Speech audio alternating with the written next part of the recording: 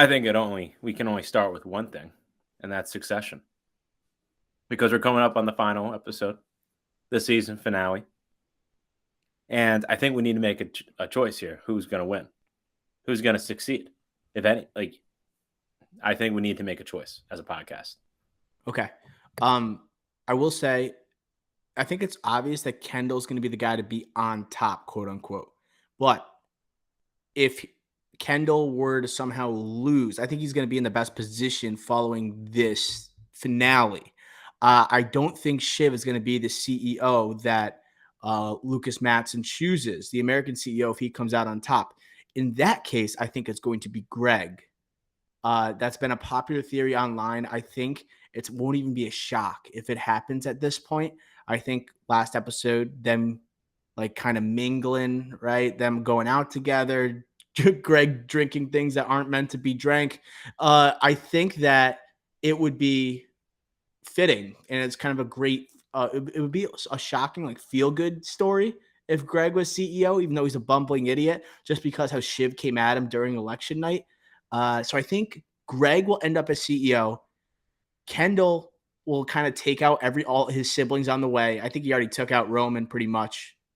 We kind of had the last of Roman, I think, in the penultimate episode. And I think Shiv's going to be taken out because Matson doesn't trust her. What do you think? I think that's kind of like an obvious plan or a layout of what's going to happen. But do you think anything different? No, it's going to be Kendall, I think. So I'm glad we're in agreement on that. This show is Kendall's show.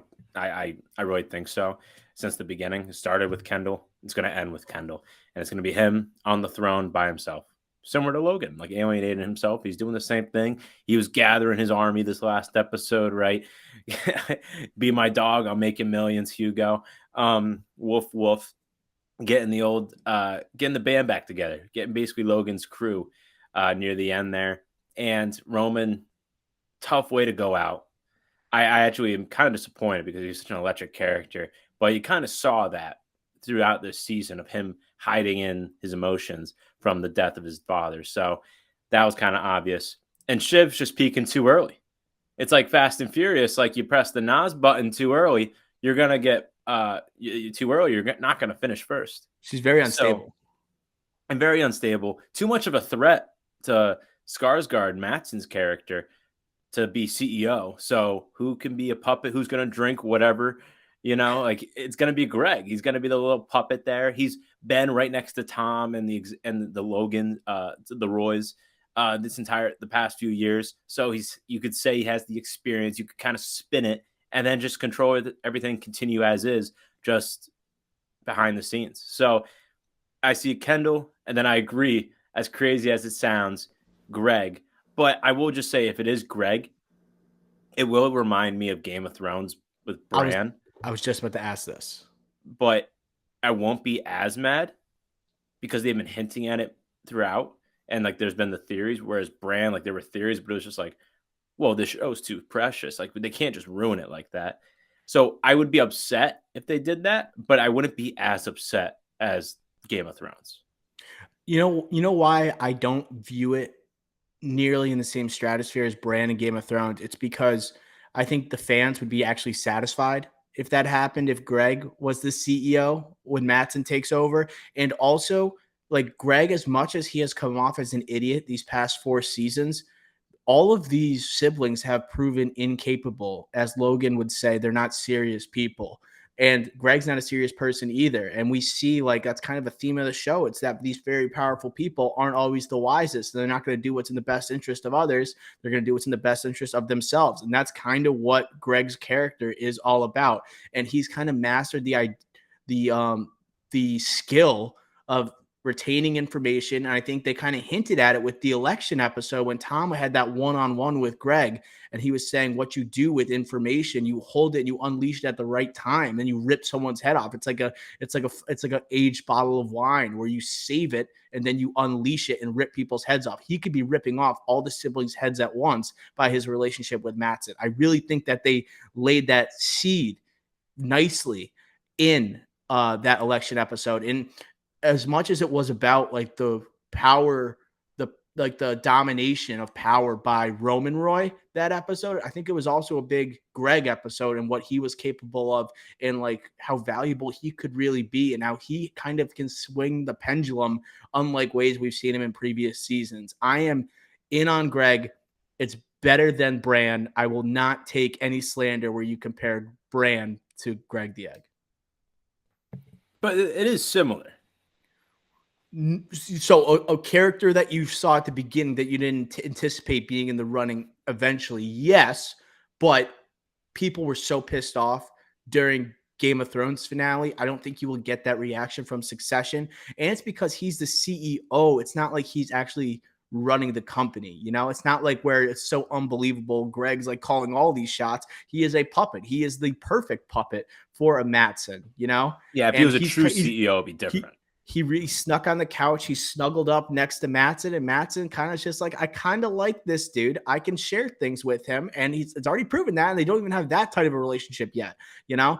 And I think he's just going to do whatever Matsson says. Perfect puppet. So I am in on Greg. I think it's going to happen, but I also think as much as we think Roman is down and out, I think he might be able to take down Kendall in some capacity because he is so jealous potentially of Kendall, potentially being the sole leader of this company, of this monster, right? I think he could find a way. Like he still knows Kendall killed somebody. Like it feels like that was going to be like bubbling up. It still feels like it's going to bubble up and then happen all the way back in season 1. I think that is not off the table. I can't see someone who actually killed someone leading this company without it somehow being leaked out to the media, you know? Yeah, and I don't know though. I don't because everyone's got something on everybody. You know, Everyone likes an underdog, Ricky. Roman is the underdog right now. Yeah, definitely. And the thing about this show, which I think is also a weakness, is that it never capitalizes on big moments and momentum swings, and particularly with Kendall. It's like they forget about his momentum and they just like forget the end of episodes, you know? Yeah. And we've seen that particularly with Kendall, but with other characters as well throughout, as long as it's not Logan. And I think for the season finale, it's like they've been doing this entire time. Like this similar to like Hugo, when he does the same thing with Hugo, you're gonna be my dog in this episode. But earlier, right at the episode after the death of Logan Roy, when he's like, hey, like send out that Logan's a bad dad. Dad was like losing it as CEO. And like, that's my call. And it's like, we're not waiting for Roman. And he's like basically blackmailing Hugo. It's like, oh, but then the next episode, he kind of like laid an egg in the negotiations with Matsson. So it's just like, all right, like we lose momentum every time, but he continually shows that, okay, he has that Logan in him. Can he get it out full time? Of course, never. That's why I just looking past this show, if Greg, let's say Greg or anyone else is the CEO, where does Kendall line up? Where does he goes away with his billions. That's what happens. Yeah, like because he's lost his family. Like his family's gone. Right. And once that deal's done, he's probably done. You know, he can't start anything on his own. He can't make his own pile. Once again, another quote from Logan Roy. He can't do that. So it's either this or he goes away forever with billions of dollars. Right. Not a bad way to go out. Not bad. Not a bad way. Well, before we move on from Succession, I know we're going to have a future discussion when the finale comes out. I think we honestly should do immediate reaction. We will Monday drop along with Little Mermaid. Weird combo there. But one Emmy. Who gets it? Kendall. Kendall. But you could say the best acting scenes is between Shiv and Tom. If you could do a tandem combo, then it'll be those two. But individually, I don't think they have the same oomph as they had last season, particularly Tom. I think Tom last season was like the spotlight MVP of last season, kind of like, because I think that was the weakest season out of these 4.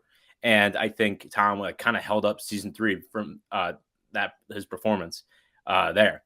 But here it's like, this is like without Logan Roy, like who's kind of like carrying that burden that Logan did? It's been Kendall.